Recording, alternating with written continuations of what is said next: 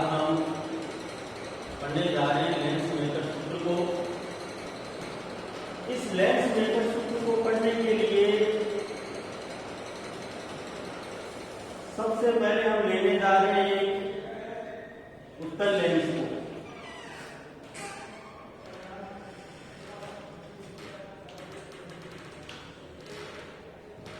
इस उत्तल लेंस को मैं नाम देने जा रहा हूं AB। ये उत्तल लेंस का प्रकाशीय केंद्र और ये उस उत्तल लेंस की मुख्य अक्ष है। डॉटेड रेखा कहलाती है इस उत्तल लेंस का द्वारक। ये लेंस पतला होता है, ये मोटाई अल्प होती है। ये लेंस के अंदर कांच है, यहां वायु माध्यम और इधर भी वायु माध्यम है। ये मान लो एक बिंदुवत वस्तु O स्थित है। हमें पता करना है कि वस्तु O का प्रतिबिंब कहां बनेगा। वस्तु O से एक प्रकाश किरण को आपतित करते इस प्रकार से लेंस पर। यह प्रकाश किरण प्रकाशीय केंद्र से गुजरेगी। हमें पता है कि प्रकाशीय केंद्र से गुजरने वाले में कोई विचलन नहीं होता। ये बिना विचलित हुए निकल जाती है इस प्रकार से।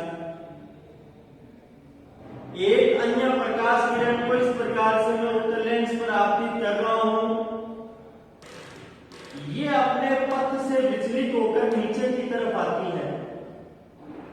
ये नीचे की तरफ क्यों आती है, इसका उत्तर हमें पता चलेगा इस गोलाकार पृष्ठ से और इस गोलाकार पृष्ठ से कैसे अपवर्तन होता उसके कारण। यहां मैं आपको यह बताने जा रहा हूं कि इस समय यह अपवर्तित होकर नीचे की तरफ आती है। लेंस से अपवर्तित होने वाली ये दोनों किरणें जिस बिंदु पर मिलती हैं, इस पर वस्तु का प्रतिबिंब बनेगा I। एक बात आपको चित्र में समझनी है, आपतित किरणों का संबंध वस्तु से होता है और लेंस से निकलने वाली किरणों का संबंध प्रतिबिंब से होता है। लेंस में सभी दूरियों का मापन प्रकाशीय केंद्र से करते हैं। वस्तु की प्रकाशीय केंद्र से दूरी को मैं नाम दे रहा हूं U और वस्तु की प्रतिबिंब की प्रकाशीय केंद्र से दूरी को नाम दिया जा रहा है V। अब हम ये जानने का प्रयास करेंगे प्रथम गोलाकार पृष्ठ के कारण कैसे अपवर्तन हुआ। इसको जानने के लिए मैं यहां पर इस प्रथम गोलाकार पृष्ठ को बना रहा हूं AB। प्रथम गोलाकार पृष्ठ की यदि हम बात करें, जिस पृष्ठ पर प्रकाश किरण पहले आपतित होती है इसको प्रथम गोलाकार पृष्ठ कहते हैं। प्रथम गोलाकार पृष्ठ के दाईं तरफ कांच माध्यम और बाईं तरफ इसके वायु माध्यम होता है।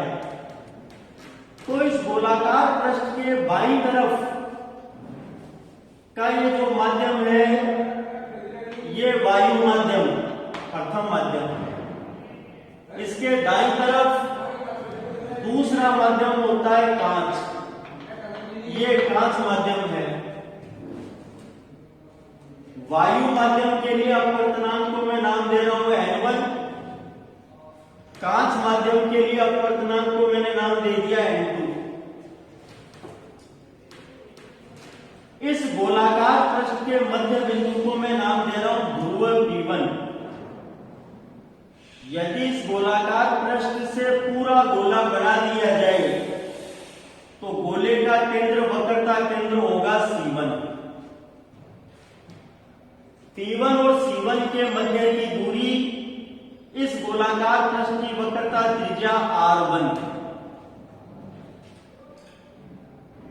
यहां हमारे पास चित्र 1 के अनुसार, ये चित्र 1, इस चित्र 1 के अनुसार अनुसार यहां हमारे पास वायु में बिंदुवत वस्तु O स्थित है। वस्तु O से एक प्रकाश किरण को मैंने आपतित किया ध्रुव P पर। ये P1B अंतरापृष्ठ का कार्य करता है, वायु तथा कांच को पृथक कर रहा है। ये प्रकाश किरण वायु से कांच में प्रवेश करेगी, इस बिंदु पर अभिलंब खींचेंगे। आपको पहले भी पता है, यदि एक गोला लिया जाए और गोले के किसी बिंदु पर अभिलंब खींचा जाए, यह अभिलंब गोले के केंद्र से गुजरता है। यह गोलाकार पृष्ठ जिस गोले से बना है, इस गोले का केंद्र है C1। यदि इस बिंदु पर अभिलंब खींचे, C1 से गुजरेगा, ये रेखा अभिलंब का कार्य करती है। ये प्रकाश किरण इस समय अभिलंब के अनुदिश है, इसलिए इसके पथ में कोई विचलन नहीं होगा, बिना विचलित हुए निकल जाएगी। एक अन्य प्रकाश किरण को इस प्रकार से मान लो किसी बिंदु N पर आपतित किया गया। यह प्रकाश किरण वायु से कांच में प्रवेश करेगी। उत्तर के लिए इस बिंदु पर अभिलंब खींचेंगे, अभिलंब वक्रता केंद्र C1 से गुजरेगा। ये इसके ऊपर अभिलंब खींच दिया। यह प्रकाश किरण वायु से कांच में प्रवेश कर रही है। ये इसके चलने का पथ विचलित होकर अभिलंब के पास आएगी, तो पथ से विचलित करके इसको अभिलंब के पास लेकर आते हैं। आप देख सकते हो, वायु से कांच में प्रवेश करने पर ये कांच में दोनों प्रकाश किरणें इस बिंदु पर मिल रही हैं। इस बिंदु पर वस्तु O का प्रतिबिंब बनेगा। हमने चित्र 1 में प्रतिबिंब को नाम दिया I। क्या चित्र 2 में भी हम इस प्रतिबिंब को I नाम दे सकते हैं? तो इसका उत्तर है, यहां पर यह प्रकाश किरण जिस बिंदु पर पहुंच रही है, इस प्रकाश किरण का इस गोलाकार पृष्ठ से अपवर्तन होता है, इस गोलाकार पृष्ठ से अपवर्तन होता है, और उसके बाद यह प्रकाश किरण I पर पहुंचती है। जबकि इस समय इस चित्र में यह प्रकाश किरण केवल प्रथम गोलाकार पृष्ठ से अपवर्तित होकर यहां पहुंची है। तो इस स्थिति का मतलब यह हुआ कि यह बिंदु और ये बिंदु असमान होंगे।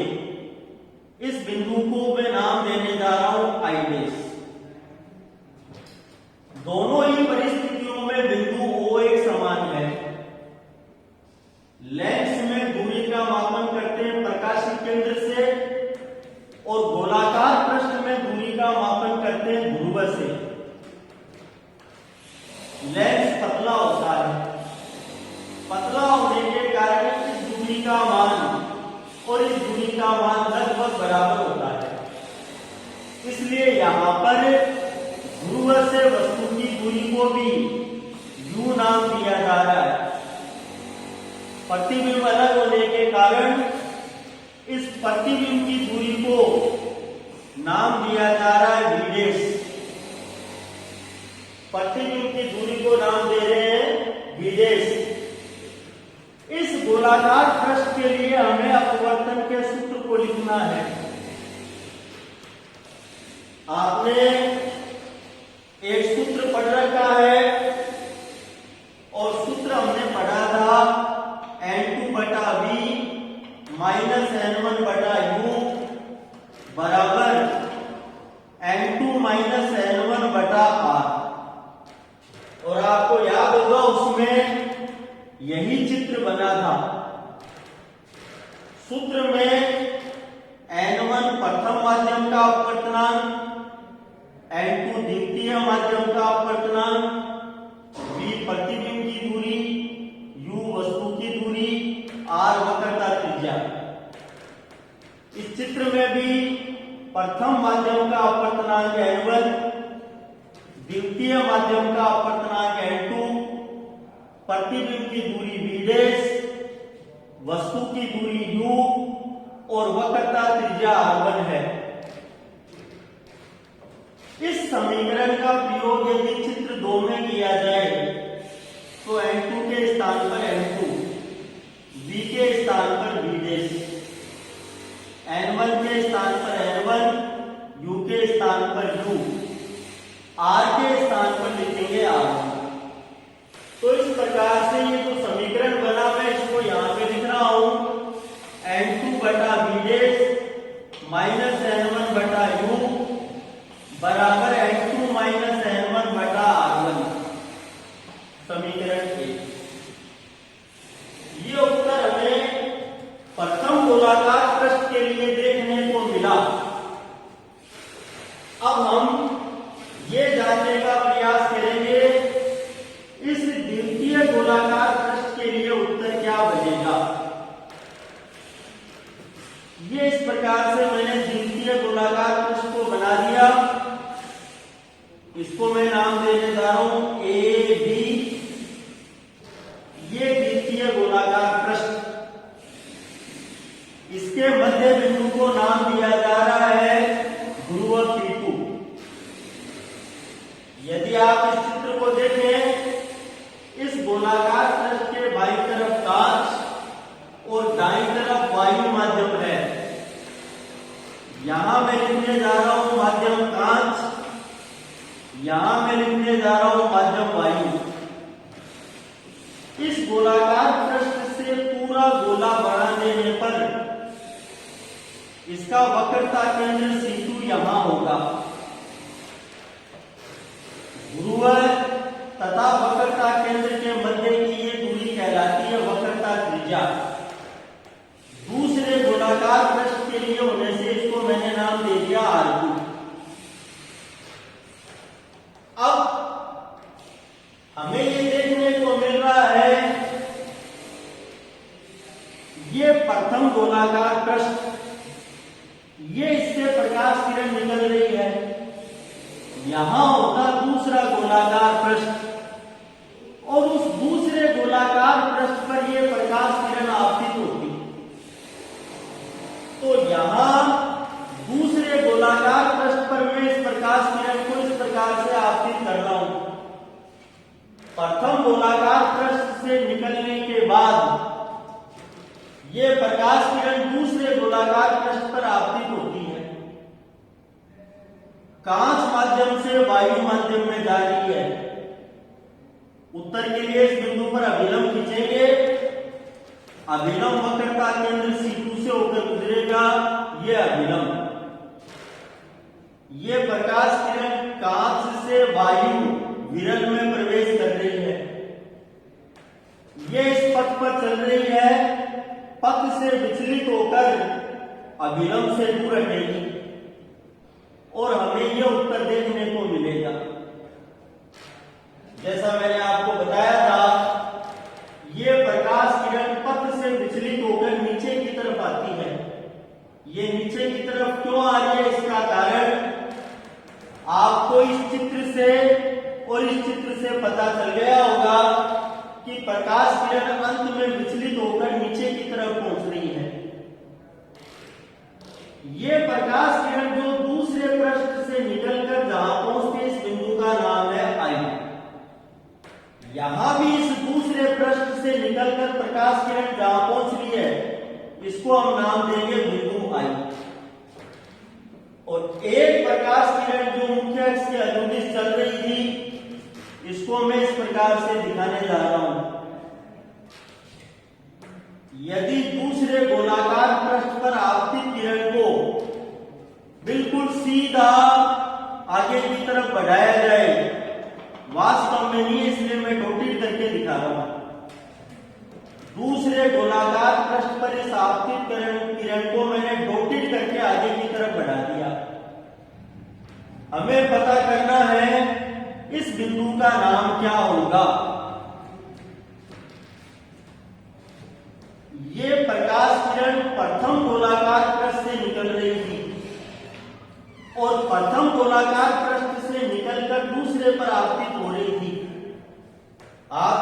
2 में देख सकते हैं कि जो प्रकाश किरण प्रथम पृष्ठ से निकल रही थी ये बिंदु आई डैश पर पहुंचती है। तो यहां पर इस बिंदु का नाम भी होगा आई डैश। हमें इस चित्र में ये पता करना है कि इस गोलाकार पृष्ठ के लिए वस्तु और प्रतिबिंब कौन से हैं। पहचान के लिए मैं आपको इस चित्र 2 से बताता हूं। आपतित किरणों का संबंध वस्तु से होता है, निकलने वाली किरणों का संबंध प्रतिबिंब से होता है। आपतित किरणों का संबंध वस्तु से होता है, निकलने वाली किरणों का संबंध प्रतिबिंब से होता है। इसी गुण के आधार पर इस गोलाकार पृष्ठ से निकलने वाली किरणों का संबंध बिंदु आई से है। इस गोलाकार पृष्ठ के लिए बिंदु आई प्रतिबिंब का कार्य करता है। इस गोलाकार पृष्ठ पर आपतित होने वाली ये प्रकाश किरणें हैं। यदि इन्हें पीछे की तरफ बढ़ाया जाए तो इनका मिलना संभव नहीं होगा। इन दोनों आपतित किरणों को आगे की तरफ बढ़ाते हैं और बढ़ाने पर ये आई डैश पर मिलते हैं। आई डैश यहां पर वस्तु का कार्य करेगा, लेकिन ये प्रकाश किरणें वास्तव में नहीं मिल रही हैं, इसलिए आई डैश को हम कहते हैं आभासी वस्तु। और बिंदु आई इसके लिए कार्य करेगा प्रतिबिंब का। आई की दूरी को हमने v से लिखा था, यहां पर भी आई की दूरी को लिखेंगे v से। आई डैश की दूरी को v डैश लिखा था, यहां भी आई डैश की दूरी को हम लिखेंगे v डैश से। जैसा मैंने आपको पहले भी बताया, लेंस पतला होता है। प्रकाशित केंद्र से या ध्रुव से मापी गई दूरी को एक समान माना गया, लेंस पतला होने के कारण।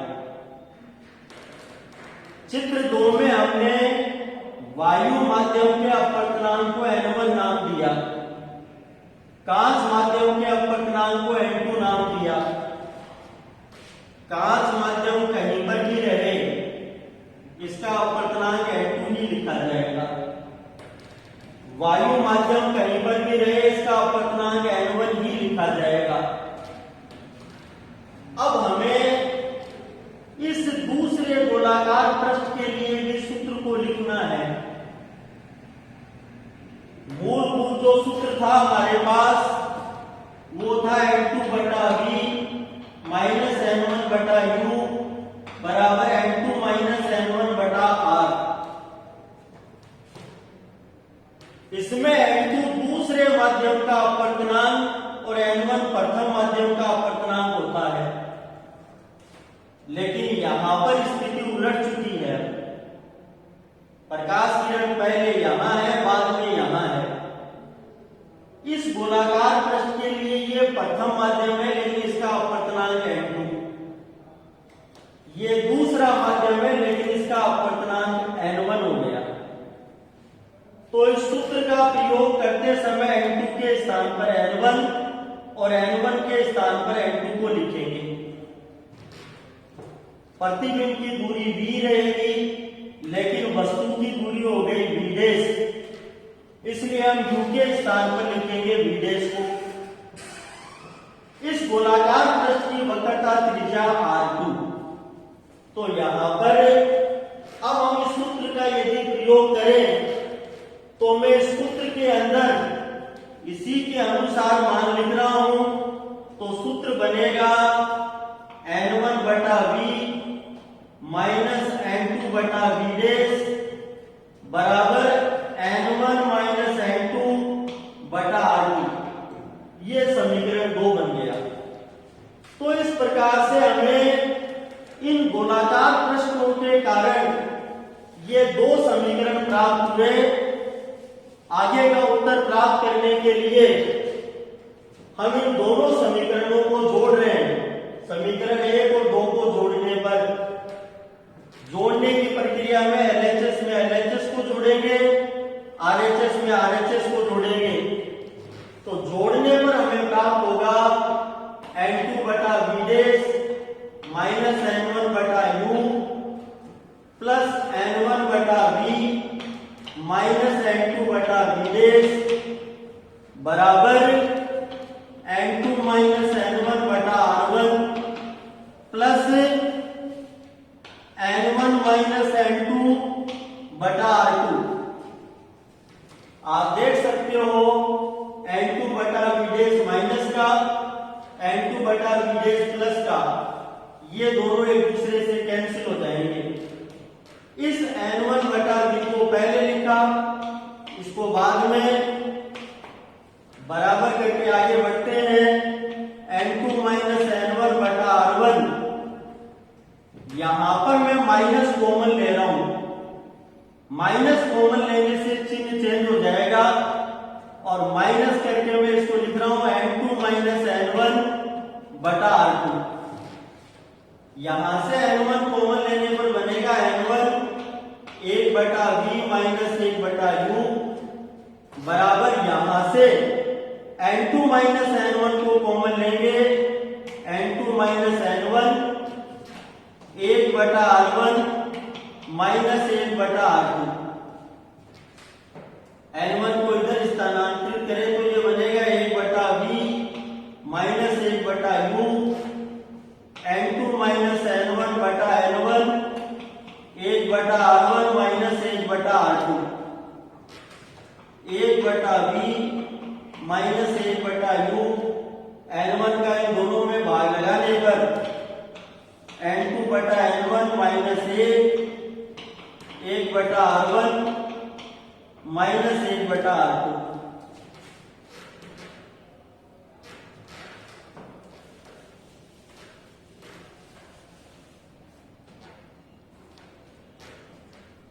हमें ये जानने को मिलेगा, ये लेंस है, यदि वस्तु अनंत पर है तो इससे आने वाली प्रकाश किरणें समानांतर होती हैं और ये निर्गत होकर फोकस बिंदु पर मिलती है। इस प्रकार से यदि वस्तु अनंत पर स्थित है तो प्रतिबिंब फोकस बिंदु पर बनता है। प्रकाशीय केंद्र से चलकर प्रतिबिंब वस्तु तक जाएंगे तो इसमें हमारे चलने की दिशा आपतित किरण के विपरीत होती है। वस्तु की दूरी को लेते हैं ऋणात्मक और यहां फोकस बिंदु पर प्रतिबिंब बना, प्रकाशीय केंद्र से चलकर प्रतिबिंब तक जाएंगे, इसमें हमारे चलने की दिशा आपतित किरण की दिशा में। ये प्रतिबिंब की दूरी होती है धनात्मक और साथ में प्रकाशीय केंद्र से फोकस बिंदु की ये दूरी कहलाती है फोकस दूरी। तो इस गुण का उपयोग करते हुए यहां हम एक विशेष परिस्थिति लगा रहे हैं। यदि वस्तु की दूरी u का मान है माइनस अनंत चिन्ह नियम से, प्रतिबिंब की दूरी v का मान फोकस दूरी के बराबर होगा। इस सूत्र में ये मान मैं पुट करने जा रहा हूं। ये बनेगा 1 बटा f माइनस 1 बटा माइनस अनंत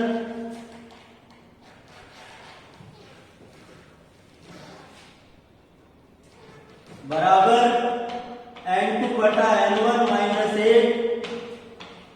1 बटा R1 माइनस 1 बटा R2। और इस प्रकार से ये बनेगा 1 बटा f बराबर N2 बटा N1 माइनस 1 बटा R1 माइनस 1 बटा R2। और इस प्रकार से ये जो हमें उत्तर प्राप्त हुआ इसी का नाम है लेंस मेकर सूत्र।